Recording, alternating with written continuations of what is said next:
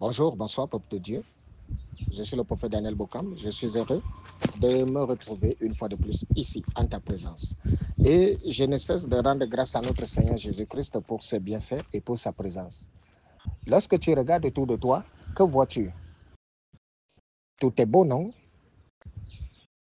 Il n'y a aucun signe de chaos qui soit annoncé et qui soit vu quelque part. C'est ainsi que quand tu entends, on te dit, nous sommes à la fin de toutes choses. Quand tu regardes le ciel, tu regardes la terre, quand tu regardes tout autour de toi, tu te dis, mais ces gens-là, ils sont fous, quoi. Ils déraillent, quoi. C'est ainsi que lorsque Noé se plaçait et disait aux gens, repentez-vous, car il y aura un déluge qui s'annonce, personne n'y a cru. Parce que tout était beau autour d'eux. Tout était magnifique et tout était formidable. Je viens une fois pour te dire, peuple de Dieu, nous sommes à la fin de toutes choses. Veille sur ton âme. Quel est l'état de ta relation avec Dieu? Est-ce que Dieu est content de toi? Est-ce que tu es en harmonie avec le Seigneur? Est-ce que ta vie fait plaisir à Dieu? Telle est la question que je te pose. Je viens une fois de plus aujourd'hui avec un sujet qui, ma foi, m'a toujours un peu dérangé. Oui, quand je dis dérangé, c'est parce que il y a des gens qui sortent constamment du contexte pour faire des prétextes. Il y a des gens qui ont lu les Saintes Écritures et ont interprété selon leur compréhension et selon ce qu'ils pensent et sont venus dire, voilà, pour nous ou pour moi, c'est comme si c'est comme ça. Maintenant, qu'est-ce qui se passe? L'œuvre de Dieu telle que vous voyez, c'est aujourd'hui, par exemple, vous allez comprendre pourquoi est-ce que plusieurs personnes veulent entrer dans l'œuvre de Dieu aujourd'hui. Beaucoup de personnes se jettent maintenant dans l'œuvre de Dieu parce qu'en fait, ils ont compris. Oui, ils ont compris que quand vous parlez de la part de Dieu, vous êtes un roi. Et ce qui se passe là, c'est que les faux se sont donc investis pour pouvoir faire croire que c'est les vrais qui sont dans l'imposture. Ils ont compris que lorsque tu sers Dieu, lorsque tu es un enfant de Dieu, ou que lorsque Dieu t'a envoyé pour parler à son nom, tu es un roi. Alors, ils font quoi? Ils entrent dans l'œuvre de Dieu avec de la manipulation, avec la divination, avec de la sorcellerie, pour pouvoir séduire autant que possible et vouloir faire croire que ceux qui sont réellement choisis, ceux qui sont réellement élus, c'est eux qui sont dans l'imposture. Vous n'avez qu'à regarder comment le monde se comporte aujourd'hui. Il y a tellement. C'est tout le monde qui veut être homme de Dieu aujourd'hui. C'est tout le monde. Hein. Les gens veulent. Il y a des gens qui se lèvent même dans son rêve. Il y a des gens. Je me suis souvent retrouvé dans des milieux où je vous dis, vous ne savez à quel point les gens forcent des révélations. Où des gens cherchent seulement un point de contact pour pouvoir dire non, j'ai eu un songe et le Seigneur, c'est l'appel du Seigneur comme ça là. Sachez que quand Dieu veut que vous travaillez pour lui, c'est lui qui vient vous dire ce que vous devez faire pour lui. Et lorsque Dieu veut que vous travaillez pour lui, la première chose que vous allez avoir face à vous, c'est tellement d'obstacles. Hein. Vous aurez face à vous une rivalité pas possible. Vous aurez face à vous des gens qui vont regarder juste le Christ. Christ qui est Dieu, les imposteurs ont voulu faire passer Christ pour l'imposteur et eux pour être légitimes. Or, est-ce qu'ils ne savaient pas qu'ils sont dans l'imposture? Ils savaient. Mais comme la nature de l'homme est tellement hypocrite et mesquine, il savait que Christ c'est la vérité et les hommes n'aiment pas la vérité. Et c'est ainsi que lorsque Dieu vous appelle, vous allez avoir face à vous ceux qui sont dans l'imposture qui vont vouloir faire croire que l'imposteur c'est vous.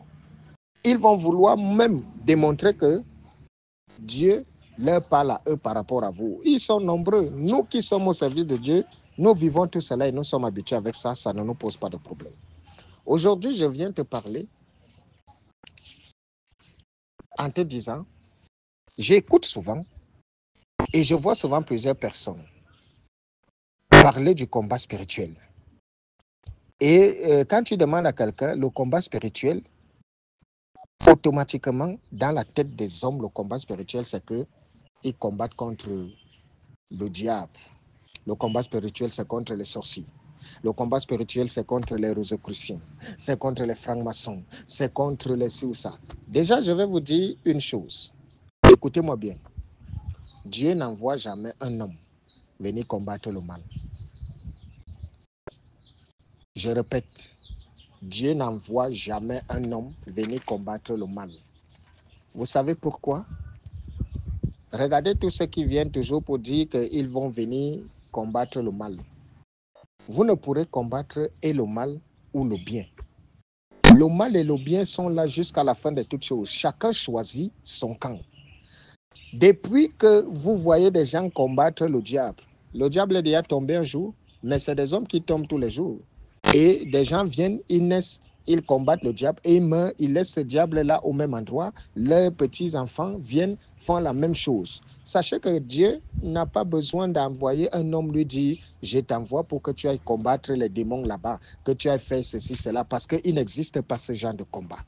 Alors, lorsque nous lisons le livre d'Éphésiens, qui nous parle de façon claire sur les armes spirituelles d'un chrétien, beaucoup se sont dit, voilà, le combat spirituel, c'est contre les entités. Et ces entités sont les reines de la côte, les sorciers, les ceci, cela. Je viens te choquer, hein, parce que moi, ce n'est pas de ça qu'il s'agit. Le combat spirituel, ce n'est pas contre les reines de la côte ou quoi que ce soit. Le combat spirituel, c'est contre toi-même. Et je voudrais t'inviter à ouvrir ta Bible dans le livre d'Éphésiens, chapitre 6, du 10e verset au 18e. En voici la teneur. Au reste, fortifiez-vous dans le Seigneur et par sa force toute puissante, revêtez-vous de toutes les armes de Dieu afin de pouvoir tenir ferme contre les ruses du diable. Car nous n'avons pas lutté contre la chair et le sang, mais contre les dominations, contre les autorités, contre les princes de ce monde, contre les princes de ce monde des ténèbres, contre les esprits méchants dans les lieux célestes. C'est pourquoi prenez toutes les armes de Dieu afin de pouvoir résister dans les mauvais jours et tenir ferme après avoir tout surmonté. Tenez donc ferme, ayez à vos rangs la vérité pour ceinture, revêtez la cuirasse de la justice, mettez pour chaussure à vos pieds le zèle que donne l'évangile de paix, prenez par-dessus tout cela le bouclier de la foi avec lequel vous pourrez éteindre tous les traits enflammés du malheur.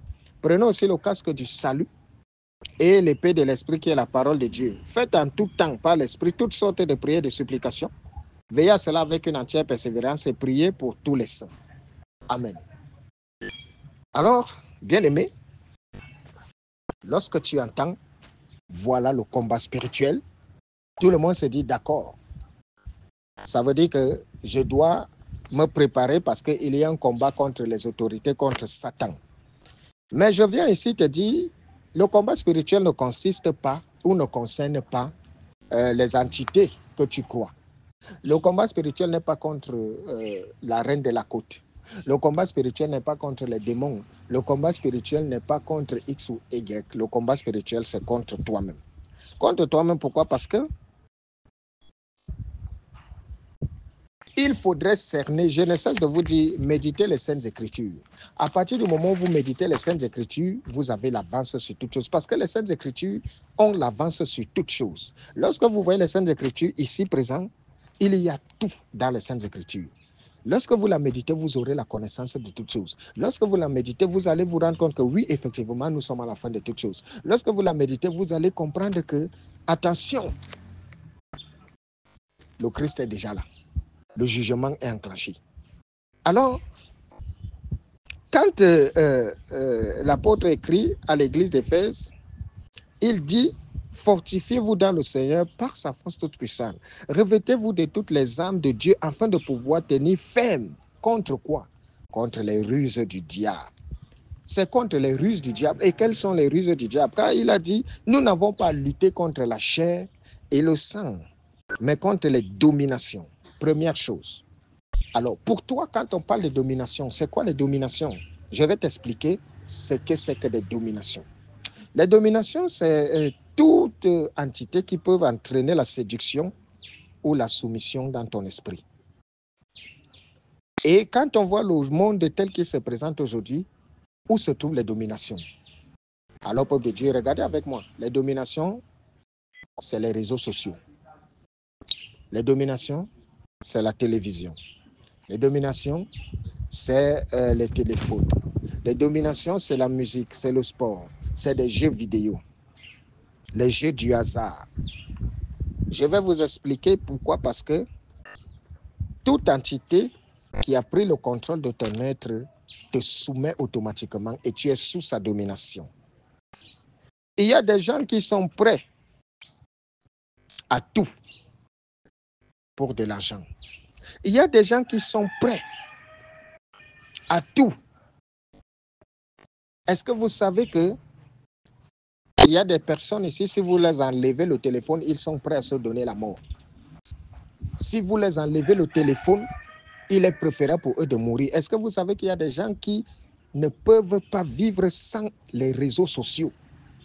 Est-ce que vous savez qu'il y a des gens, quand ils s'asseyent devant le téléviseur, ils peuvent passer des heures et des heures? Est-ce que vous savez qu'il y a des gens, quand ils sont devant les jeux vidéo, ils passent des jours et des jours, même sans manger? Voilà les dominations. Et les dominations ont un rôle. Les dominations jouent un rôle très important, à savoir t'éloigner de la présence de Dieu. Parce que quand une domination agit sur toi, tu penses que tu auras le temps de prier alors que tu es sur ton téléphone? Regardez par exemple la jeunesse de partout dans le monde entier. Tout le monde est dans un smartphone. Et c'est la vie de tout le monde dans ce smartphone. Il y a des gens qui passent plus de temps avec leur smartphone que de passer le temps en la présence de Dieu. Il y a des gens qui passent plus de temps dans des jeux du hasard. Alors, voilà l'avance que nous avons en tant qu'enfants de Dieu. Pendant qu'eux, ils sont en train de chercher les dominations ailleurs, ils ne voient pas comment ils sont assujettis par tout ça. Ils sont assujettis par le téléphone qui domine sur eux. Ils sont assujettis par la télévision. Ils sont assujettis. Il y a des gens pour qui les jeux du hasard. Il y a des gens qui venaient même des hommes plus que Dieu. Vous verrez par exemple, il y a des sportifs.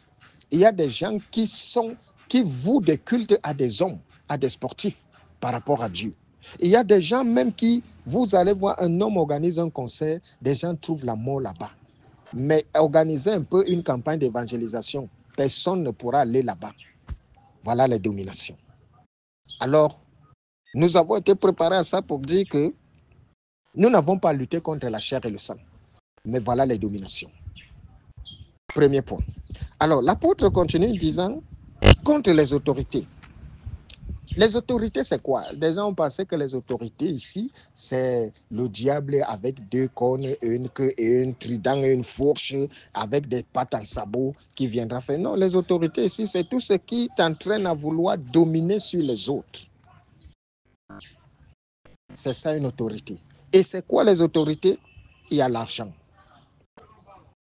Il y a des gens qui ont fait de l'argent leur Dieu, qui sont prêts à tout pour de l'argent.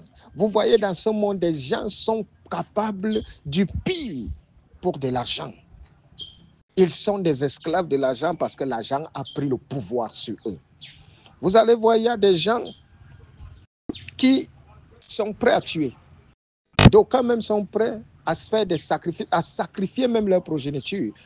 Parce que pour eux, la vie n'a pas d'importance par rapport à l'argent. Au contraire, des gens s'attardent à l'argent par rapport à l'homme. Voilà les autorités. Il y a le pouvoir. Ils sont nombreux qui aiment le pouvoir. Combien sont-ils qui aiment le pouvoir? Pourquoi? Parce qu'ils veulent le pouvoir pour servir leurs frères. Le pouvoir n'est pas là pour pouvoir servir les frères, mais pour pouvoir servir les autres. Mais ils sont nombreux à vouloir le pouvoir pour assujettir leurs semblables, pour faire du mal à leurs semblables. Voilà les dominations. Voilà les autorités. Il est dit encore que nous devons lutter contre les princes de ce monde des ténèbres. Le prince de ce monde des ténèbres, je vous ai souvent dit, il n'y en a pas deux. Le prince de ce monde des ténèbres, c'est la mort. Et c'est la mort qui fait peur à tous. Alors, si vous voulez lutter contre la mort, la seule chose, c'est de venir à Jésus-Christ parce qu'il a la vie éternelle. Point final. Donc, contre les esprits méchants dans les lieux où célestes. Des esprits méchants dans les lieux célestes. Là-bas, c'est encore, comme je vous dis souvent, il y a plusieurs cieux au-dessus de nous. quand on dit les esprits méchants, beaucoup dans les lieux où céleste, quelqu'un va penser que c'est au ciel que ces esprits, il n'y a aucun esprit méchant là-bas, mais il y a des dimensions spirituelles au-dessus de nous. Comme je ne cesse de vous dire, nul ne sait l'enfer où il se trouve, beaucoup parce que l'enfer est sous terre. L'enfer n'est pas sous terre, l'enfer est tout au-dessus dans une de ces dimensions-là. Alors, voilà le message du combat spirituel. Le combat spirituel ici, c'est de lutter contre nous-mêmes, le brisement total de toi, afin de ne pas tomber sous le coup de la séduction qui est la domination, qui est les autorités, les gens qui aiment le pouvoir, les gens qui aiment l'argent et tout ça. Voilà là où on parle d'un combat spirituel, parce que nous devons être brisés au travers de nous, car les esprits méchants dont il est question ici, c'est la colère, la rancune, l'orgueil, la convoitise, le meurtre, la jalousie. Voilà les esprits très méchants. Pourquoi? Parce que regardez ce qu'un homme colérique peut faire. Qu'est-ce qu'un homme colérique peut faire? Un homme qui est en colère est plus dangereux que des esprits. Faites attention. Qu'est-ce que la rancune fait dans le corps d'un homme? Qu'est-ce que l'orgueil peut faire? Qu'est-ce que la convoitise fait dans ta vie? Qu'est-ce que le meurtre, la jalousie et tout ça? Voilà les esprits méchants. Voilà ces esprits, c'est contre ces esprits qu'il faut combattre, et ces esprits sont où? Ils sont en nous. Et c'est pour ça qu'on te dit que lorsque le Saint-Esprit est en toi, le rôle premier qu'il doit faire, c'est qu'il doit te briser, parce qu'il y a des esprits qui feront la guerre au Saint-Esprit. Peuple de Dieu, il y a beaucoup de choses, mais le temps nous est imparti, et nous reviendrons là-dessus pour embrayer, afin de te dire que le combat spirituel, c'est contre toi-même. Et le combat spirituel se passe en toi. Les autorités, les princes de ce monde, ils sont là, devant nous. Mais les gens les cherchent soit dans des fleuves, dans des mers, dans tout cela. Pourtant, ils sont à portée de main. Que le Seigneur te bénisse au travers de cet enseignement et que sa grâce soit notre partage. Je suis disposé à répondre à toutes tes préoccupations, à toutes tes questions, quelle que soit la nature qu'a le Seigneur m'a envoyé pour pouvoir porter la lumière à son peuple. Je suis le prophète Daniel Bokam. Que la main de Dieu ne cesse d'être sur nous. Bye bye.